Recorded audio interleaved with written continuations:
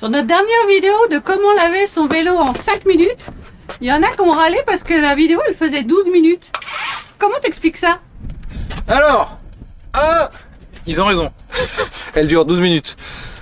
Mais deux, il y a plein d'explications. C'est le but de notre chaîne. On donne des explications. Alors, ça dure plus que 5 minutes. Ceci dit, je crois que si on prend que le bout du film où on lave, ça dure peut-être 5 minutes, ou 7, ou dans ces eaux-là. Enfin bon, on n'était pas super loin. Et surtout, le blanche du crapaud, ouais, merde, cette phrase, de toute façon, ouais, de toute façon, on s'en balèque.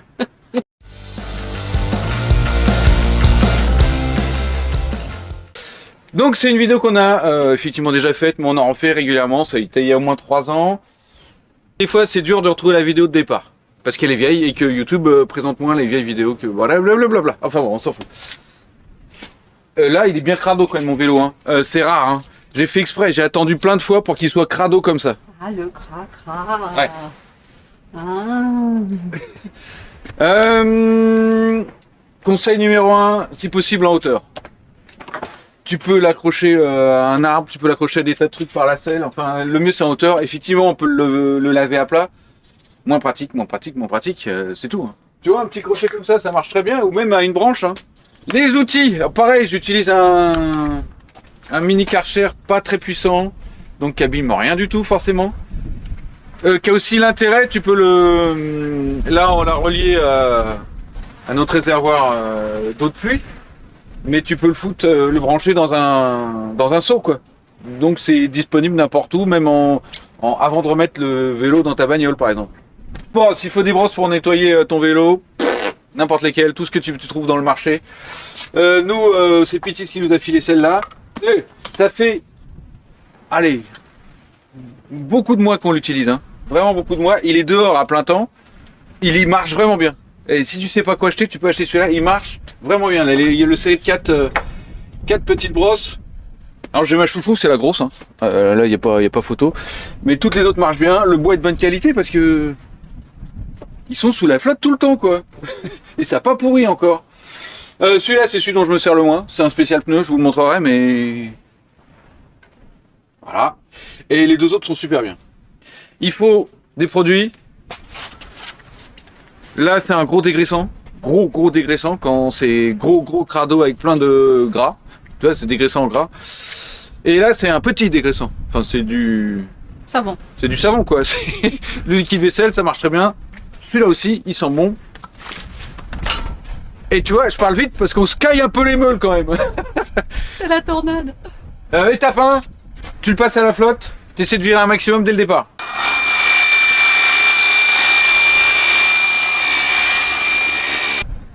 T'en profites pour remonter tes indicateurs de suspension. C'est toujours pratique, comme ça pour la prochaine fois. Voilà, tu sais si tes suspensions sont bien réglées.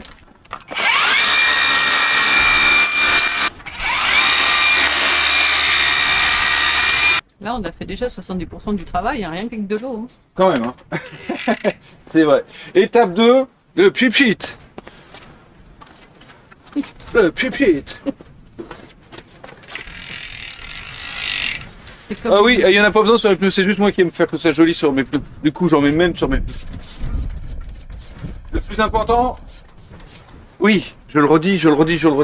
À la limite, pas laver ton vélo, c'est pas grave. Pas laver ta transmission, ça, c'est le plus important. C'est vraiment le truc le plus important.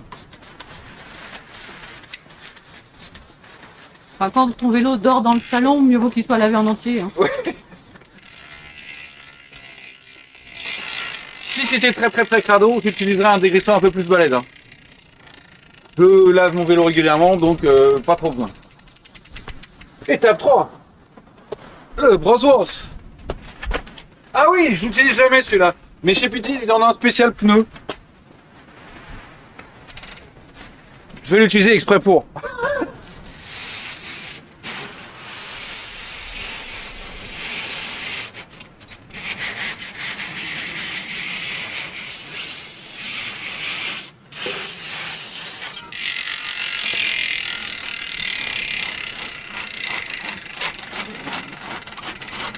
Il gratte bien, il est plus costaud que les autres brosses. T'entends, ça fait gratte-gratte. Tu vas me dire, il n'y a aucun intérêt à laver son... Non, aucun intérêt à laver les pneus. Sauf s'il dort dans le Sauf salon. s'il dort dans le salon. Pour éviter de faire 12 tours, repère où est la valve. Dis le gars qu'on a déjà fait 3 Bah oui, bien sûr. Et c'est après que j'ai pensé au coup de la valve. Ça, c'est ma brosse préférée. Cette symbiose avec le pompon. Profites-en aussi, ouais, pour en mettre un coup sur la chaîne tant que tu es, même si on a une brosse spéciale chaîne, tu vois. Ici, j'ai quand même fait gaffe quand j'ai passé le nettoyeur haute pression. Je crois pas que ça abîmerait. Il faudrait que je fasse un test un jour, mais on évite sur là où il y a les joints de fourche de suspension, hein, quand même. Mais c'est aussi parce que nous, c'est un Karcher à main. Il n'a pas la puissance d'un vrai Karcher électrique. Une fois on m'a dit, parce que je nettoie aussi un peu mes freins en passant comme ça, pas spécialement le disque, hein, mais mes freins en me disant, t'as peut-être récupéré du gras. Ouais, effectivement, c'est une possibilité, mais ça m'est jamais arrivé, donc je passe toujours un petit coup même avec ça. Sinon, vous prenez une brosse dédiée pour les freins. Honnêtement, c'est jamais arrivé, même sur des freins très crado, quoi. Vu que t'as plein de savon, ça doit quand même un peu dégraisser une bonne partie. Tac, tac, tac. Le truc qui doit être le plus nettoyé, c'est ta chaîne, ta transmission. Je l'aime beaucoup celle-là. Moi, à la rigueur, là, je remets un peu de produit bien dégraissant, tu sais. Le noir, là? Ouais, uniquement sur ma transmission. Parce que quand tu fais du vieux, il y a parfois du sable qui s'est remis sur la transmission. J'en profite. C'est pas exactement ce qu'ils ont prévu dans la mode d'emploi, mais ici, quand je le mets, je fais l'intérieur. Et quand je le fais comme ça, je fais l'extérieur. Tant qu'à faire, vire un peu. Ce dégraissant, je crois qu'il faut le laisser agir 2 minutes. Ouais, un petit peu. Ouais. Donc on attend 2 minutes. Et là, maintenant, c'est vous qui dites, putain, il fait froid, j'ai le nez qui coule. Hyper important. Faire ses galets.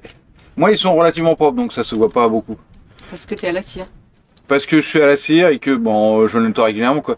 Mais tu grattes chaque bout de galet, quoi. Et les deux, hein.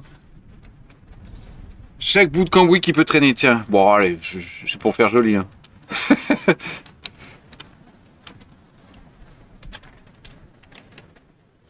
Absolument à faire. Ça, c'est pour aller dans les coins où ça va pas.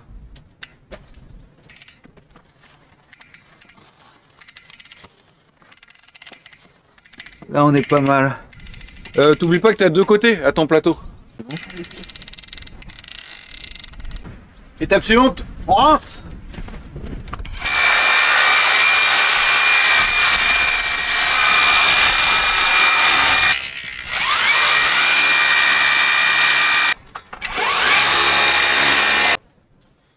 Étape suivante, tu sèches. Microfibre, c'est très bien. Une paire de chaussettes, c'est très bien. La soufflette. Bien sûr, si tu as un Karcher avec une soufflette, profites-en. Le plus important, c'est pas que ton vélo soit séché, c'est la transmission. Elle doit être absolument sèche. Mais comme tu risques d'en faire tomber de la flotte dessus, tu fous un petit coup de chiffon un peu partout. Et le plus important, sécher ta chaîne. Tu l'as bien dit. Ouais.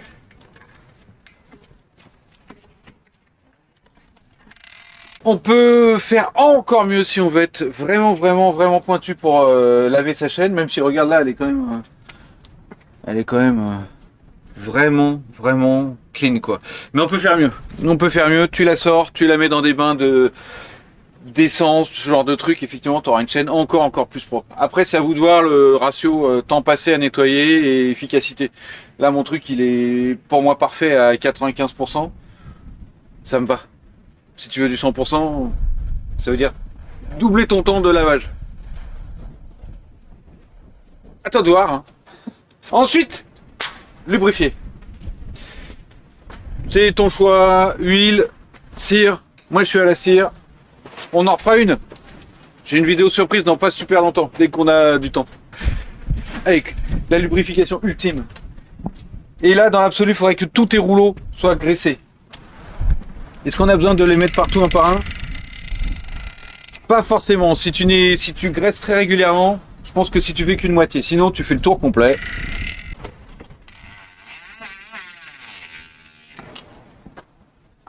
Vélo propre, vélo propre. C'est fini, c'est fini.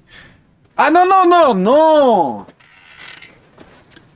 La vidéo aujourd'hui, c'est laver de A à Z et avoir un vélo super propre. On peut rajouter un petit coup de lustrant brillant qui fait un petit peu protéger quand même l'ensemble du vélo. Pareil, toujours mon Pitis, le Protect and Shine. Il y en a d'autres, c'est vrai, mais celui-là il marche très bien. Tu fais gaffe, ici il y a du vent, donc de pas te mettre. Tu veux pas en mettre sur tes disques. Voilà, tu te concentres, t'en mets pas sur tes disques. Du coup, je me mets de l'autre côté parce que le vent il vient comme ça. Moi j'aime bien en mettre sur le chiffon directement. Et hop les.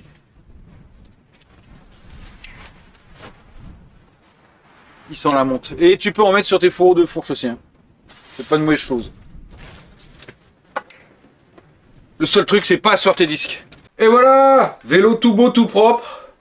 Et si vous avez une résolution à prendre pour 2023, avoir des vélos tout beau, tout propre à chaque fois. C'est trop classe. Sur ce, bah oui, on vous a pas souhaité encore bonne année 2023. Bonne année 2023. Plein de merveilleuses choses. Amusez-vous bien. Si vous avez la chance d'avoir un nouveau vélo, trop bien. Si vous gardez votre vélo, Trop bien. trop bien. De toute façon, c'est du vélo. Hein. Amusez-vous. C'est le seul truc qui compte. Sur ce, salut les amigos. Namasté.